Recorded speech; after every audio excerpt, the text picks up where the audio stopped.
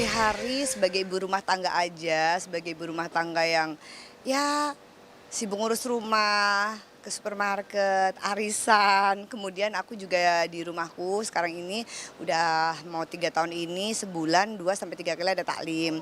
Tadinya sempat sebulan 3 kali, itu aku fokus banget aku ngurus taklim karena memang aku yang mendirikan taklim tersebut dan sekarang sebulan 2 kali majelis taklim ada Zahra. Itu sih aktivitas aku dan lumayan udah cukup padat sama selain mengurus suami pastinya, mengurus ketiga kucing gitu dan juga aku ada, anakku di Bogor, kuliah di Bogor jadi memang, jarang ketemu ya jadi lebih fokus kalau hari-hari sama kucing di rumah, sama kucing sama suami. Satu-satunya nih Kak, Ya, anak ditinggal nih, gimana sih maksudnya berarti ini udah lama juga ya LDR-an sama anak atau pulang pergi nih? iya Jakarta Bogor kan, Jakarta Bogor jadinya, pas kadang sebulan sekali gitu kan, cuman karena kalau kuliahnya lagi padat ya bisa 2 bulan, kadang kita yang ke sana gitu. Nah gimana sih Kak, maksudnya kan sebelumnya mungkin kepribadiannya atau sosok Kakak seperti apa sih? Apakah mungkin yang kerja kah atau yang mandiri?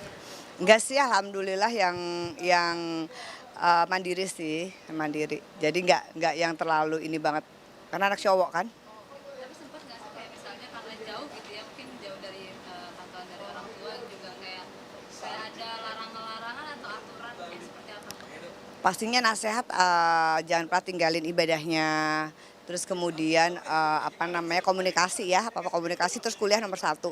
Dan memang kuliah di IPB itu kan kuliahnya padat banget, Mbak. Jadi terakhir kemarin ditelepon aja kita mama papanya mau ke Bogor bilangnya, "Jangan dulu Pak, ini aja besok sore ke kampus, pulang malamnya ke kampus lagi," gitu kan. Karena kemarin baru ospek-ospek itu segala macam kan gitu. Jadi memang lagi padat banget kuliahnya gitu. Jadi memang memang sibuk kuliah sih alhamdulillah. Anaknya juga anak yang nggak suka ngayap, sukanya olahraga aja muatai gitu. Jadi alhamdulillah banget. Tapi Mbak Eri sendiri kan maksudnya kan juga dari dunia entertain gitu ya.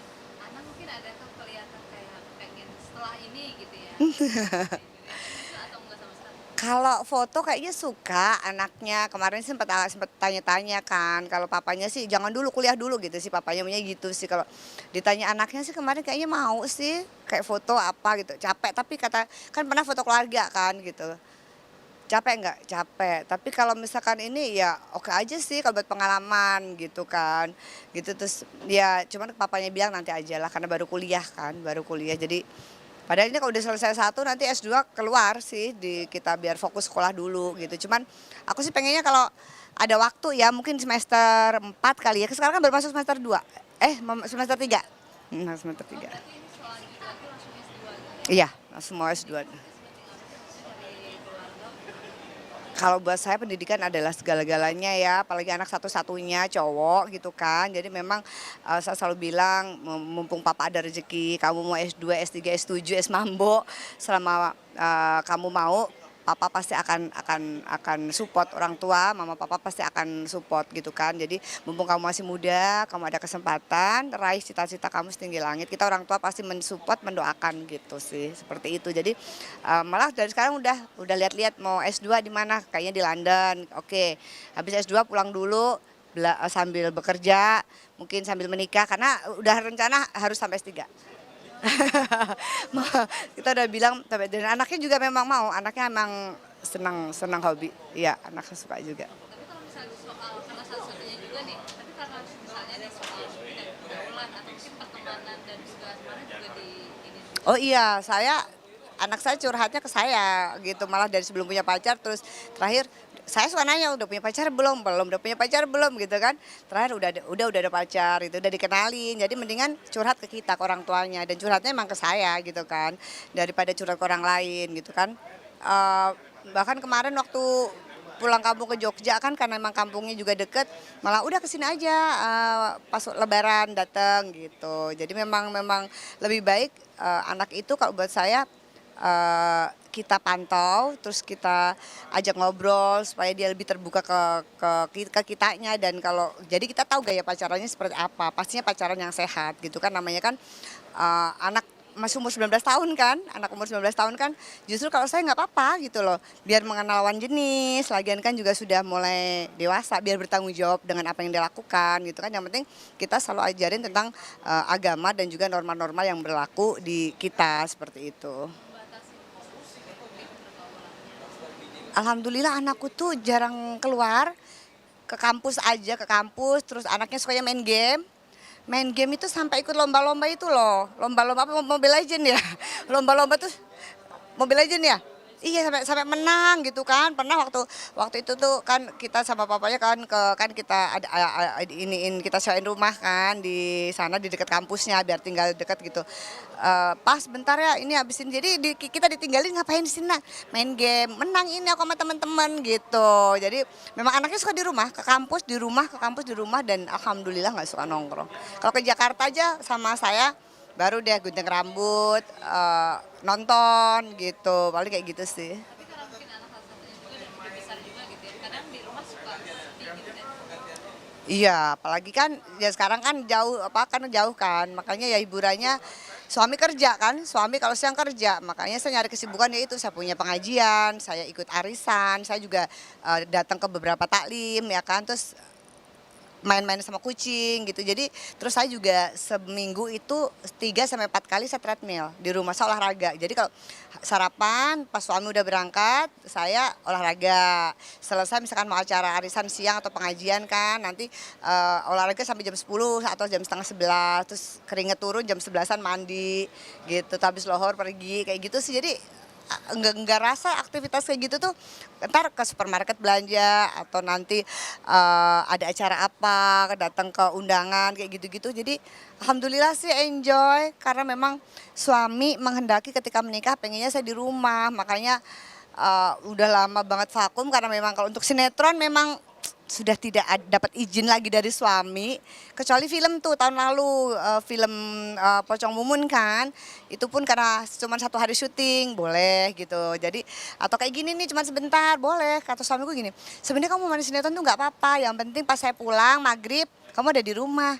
Tapi kan nggak mungkin aku bisa ngatur gitu ya Mbak ya, maksudnya main sinetron terus saya nggak bisa dekat malam ya, saya siang aja gitu kan.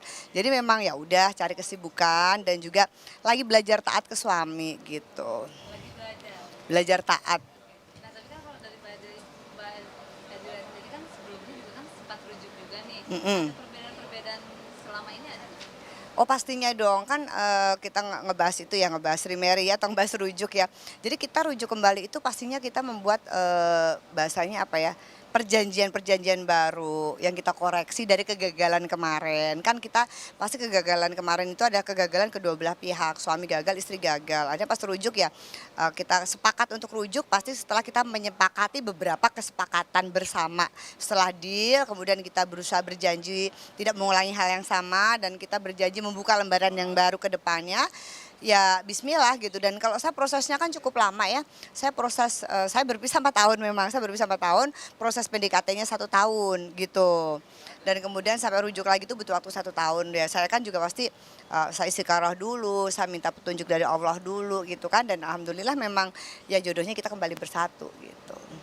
Dan ada ini nggak sih Mbak, mungkin kayak setelah rujuk lagi kayak lebih hangat lagi atau lebih romantis justru? Suamiku romantisnya nggak dengan kata-kata. Suamiku romantisnya dengan berusaha membahagiakan istrinya dengan mencukupi kebutuhan istrinya, membuat aku bahagia, membuat aku nyaman gitu kan. Jadi memang suamiku sama sekali nggak bisa ngerayu, pada pengennya dirayu. Kalau ditanya yang aku cantik nggak? Gini, yang dia lagi megang handphone, yang cantik nggak? Cantik. Padahal nggak ngeliat kita. Ngeselin ya gitu. Lihat dulu. Ya cantik, gitu lagi. Itulah, tapi ya pasti lebih hangat lagi ya, lebih hangat lagi, dan juga sayangnya juga belajar untuk lebih banyak bersyukur, lebih banyak bersabar. Artinya kita introspeksi diri dari kemarin-kemarin, dan oh mungkin juga begini kan akunya yang begini gitu. Jadi kita berdua berusaha memperbaiki diri ya. Kita berdua berusaha memperbaiki diri dan berusaha menerima oh memang kita ini berjodoh nih gitu kan. Kemudian saling apa namanya, memahami, terus saling support, terus saling ya itu tadi kita jadi saling apa ya, lebih kompak lagi juga, dan lebih percaya lagi gitu kan bahasanya. Mungkin kalau orang lain eh, apa, kalau saya percaya, kepercayaan kita lebih lagi gitu, artinya udah kemana-mana balik lagi juga, mau ngapain dicurigain kan gitu, udah kemana-mana baliknya ke saya juga gitu kan, artinya ya udah, jadi lebih lebih ke yakin aja, lebih kepercaya bahwa ya udahlah Bismillah lah gitu. Jadi aku tuh alhamdulillah udah kayak cemburu, kayak ada temen yang suka cemburu, was-was ke istrinya, ke suaminya, cek-cek handphone, nggak ada tuh, saya terlintas sedikit pun nggak ada gitu. Dan memang dari dulu memang bukan kita punya kesempatan, memang saya nggak pernah otak-atik handphone suami saya, dan suami saya nggak pernah otak-atik handphone kita juga. Bahwa ya memang ada orang yang bilang bahwa oh dalam rumah tangga itu harus terbuka, nggak boleh di apa, dikunci handphonenya ya, mungkin kan, tapi tiap keluarga kan beda-beda. Kadang daripada kita ada hal-hal yang misalkan dia bicara sama sekretarisnya atau bicara sama temennya, tapi kita lagi bacanya baper, ribut. Padahal baca dong ini dari sekretaris gue, atau baca dong ini dari temen. Karena kan saya sendiri aja kalau WA gitu ya sama teman deket, kadang cowok say, ya kan, ntar salah, padahal nggak ada apa-apa gitu. Jadi memang memang kalau sama suami memang kita sepakat tidak pernah otak-atik handphone masing-masing, itu profesi masing-masing, kita percaya aja. Dan saya selalu dalam doa ya, dimanapun suami saya berada, saya titipkan ke Allah aja gitu. Tapi soal yang mungkin yang kan ada juga yang kasus di Mary adalah Kak Bekti dan juga Kak Adela, Ya. mungkin mereka ada sempat nanya juga nih karena berpengalaman juga kan Kak ini.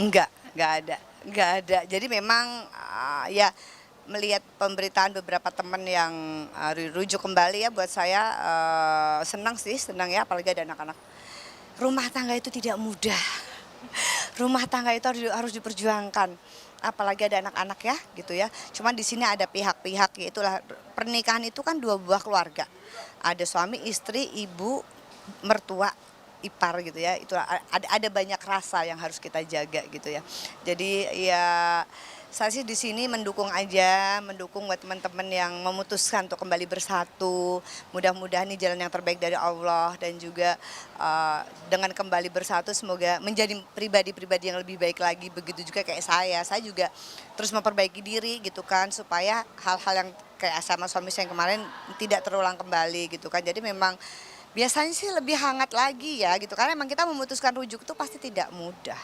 Dan kedua orang tua waktu itu maksudnya emang support-support juga ya Kak orang tua Kak? Kedua orang tua saya udah nggak ada. Oke, dari yang suami Dari suami, kedua orang tua suami masih ada. Kalau saya juga waktu itu agak sedikit butuh waktu meluluhkan hati kakak-kakak saya. Terus terang aja kalau saya gitu kan. Butuh waktu dan butuh proses gitu.